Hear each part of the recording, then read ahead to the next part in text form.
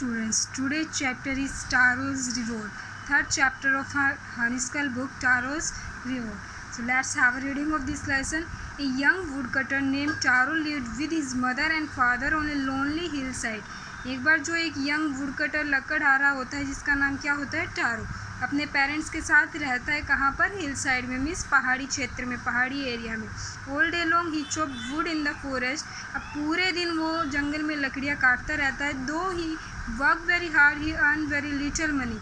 जबकि वो बहुत ज़्यादा मेहनत करता है, बहुत ज़्यादा कठिन काम करता है, फिर भी उसको बहुत ही कम पैसे मिलते हैं. This made him sad, for he was a thoughtful son and wanted to give his old parents everything that they needed. अब ये जो बात होती है ये उसे उदास कर देती है कि वो इतनी मेहनत करता है फिर भी इतने पैसे नहीं कमाता. For he was a thoughtful son. अब वो एक समझदार बेटा होता है, अपने पेरेंट्स का समझदार लड़का होता है और अपने जो ओल्ड पेरेंट्स हैं उनको सारी चीज़ें देना चाहता है, मीन्स वो सारी चीज़ें जिनकी उन्हें ज़रूरत हो. One evening when Taro and his parents were sitting in a corner of their hut. एक शाम को जब टारो और उसके जो पेरेंट्स थे वो अब उनकी झोपड़ी के कॉर्नर में बैठे थे, strong wind begin to blow. तेज़ हवा चलनी शुरू हो गई. It whisper through the cracks of the hut and everyone felt very cold. अब जो उनकी झोपड़ी थी उसमें जो दरारें आई हुई थी उनमें से वो हवा पास होती है और ऐसे लगता है जैसे विशल की आवाज़ करती हो और इससे हर किसी को ठंड लगनी शुरू हो जाती है. Suddenly Taro's father said, I wish I had a cup of shake. अब अचानक से जो टारो के पिताजी हैं वो बोलते हैं कि काश मेरे पास शेक का एक कप होता. शेक मीन्स जैपनीज शेक होता है जो बॉडी को वार्म अप के लिए यूज़ करते हैं. It would warm me and do my old heart good. अब वो बोलता है कि ये मुझे वार्म अप करता और जो मेरा ओल्ड हार्ट है उसको अच्छा फील होता, मीन्स उनकी जो बूढ़ी हड्डियाँ थी उनको थोड़ा अच्छा फील होता. This made Taro sadder than ever, for the heart warming drink called shake was very expensive.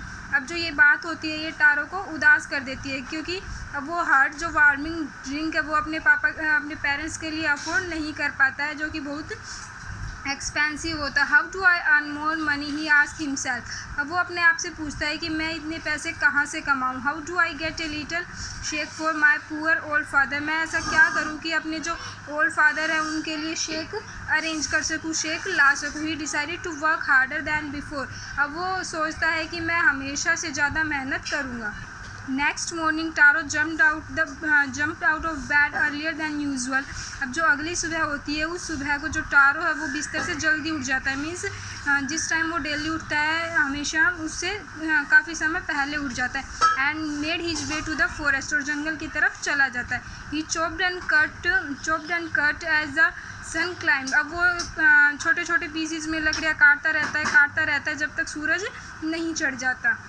And soon he was so warm that he had to take off his jacket. और सूर्य की गर्मी से वो इतना गर्म हो जाता है कि उसे अपनी जैकेट उतारनी पड़ती है, मीन्स उसे इतनी गर्मी लगती है कि वो अपनी जैकेट उतार देता है. His mouth was dry. अब उसका जो मुंह होता है वो सूख जाता है, मीन्स उसको प्यास लगनी शुरू हो जाती है. And his face was wet with sweat. और जो उसका पूरा फेस होता है वो पसीने से गीला हो जाता है. My poor old father he thought. अब वो सोचता है कि मेरे बेचारे बूढ़े पिताजी. If only he was as warm as I. काश वो भी ऐसे ही वार्म होते, गर्म होते जैसे अभी मैं धूप की गर्मी में हूँ. And with that he began to chop even faster. Thinking of the extra money he must earn to buy the shake to warm the old man's bone. अब वो फिर से ये सब बातें सोचता है और फिर से ज़्यादा जल्दी लकड़ियाँ काटनी शुरू कर देता है जिससे कि वो ज़्यादा पैसे कमा सके और अपने जो ओल्ड पेरेंट्स हैं उनके लिए शेक खरीद सके जिससे कि उनके बोन्स में कुछ वार्म अप फील हो. Then suddenly Taro stop chopping. अब अचानक से जो टारो है वो चॉपिंग करना मीन्स कटिंग करना बंद कर देता है. But was that sound he heard. अब वो सोचता है कि ये कैसा साउंड है जिसकी उसे आवाज़ आ रही है. Could it possibly rushing water.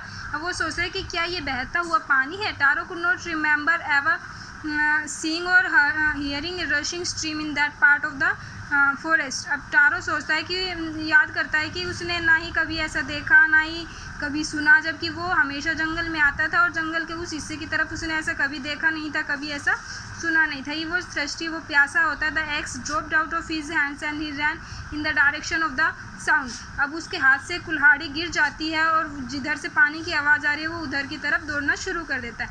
Tarot saw a beautiful little waterfall hidden behind a rock. अब टारो देखता है कि वहाँ पर एक बड़ी चट्टान के पीछे वाटरफॉल है जो कि बहुत ही सुंदर है. Kneeling at the place where the water flowed quickly. अब जहाँ से पानी बह रहा होता है वहाँ पर घुटनों के बल बैठ जाता है. नील मीन्स घुटनों के बल बैठना. He cupped a little in his hands and put it to his lips. अब वो अपने हाथों से कप बनाता है, मीन्स जैसे हम पानी पीते हैं उस तरह से करता है और अपने लिप्स पे लगाता है, मीन्स मुंह में पानी डालता है. वॉज इट वाटर और वॉज इट शेक. वो देखता है कि क्या ये पानी है या शेक है. He tested it again and again. वो बार बार इसे टेस्ट करता है. And always it was the delicious shake instead of cold water. और हर बार वो देखता है कि कोल्ड वाटर ठंडे पानी की बजाय वो क्या था, एक टेस्टी शेक था जिसकी उसे ज़रूरत भी थी. Taro quickly fill the pitcher he had with him and hurried home. अब जो टारो होता है वो फटाफट से जो अपने साथ घड़ा लेकर आता है मिट्टी का, उसको फिल करता है और जल्दी से घर पे जाता है. The old man was dilated with the shake. और जो उसके पिताजी होते हैं, जो बूढ़ा आदमी होता है, वो खुश हो जाता है उस शेक को पीकर. और वो जैसे ही उस शेक को पीकर खुश हो जाते हैं. After only one swell of the liquid he stop shivering. अब जैसे ही वो एक सिप पीते हैं उसी में उनकी कपकपाहट बंद हो जाती है, मीन्स वो कांपना बंद कर देते हैं. And did a little dance in the middle of the floor.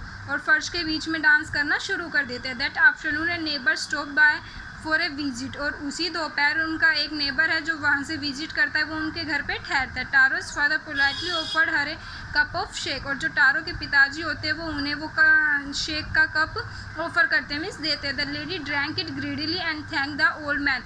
अब जो लेडी होती है वो उसको लालच की तरह, मीन्स वो चाहती है कि उसे और मिल जाए, मीन्स लालची हो जाती है क्योंकि वो इतना टेस्टी होता है. And thank to the old man.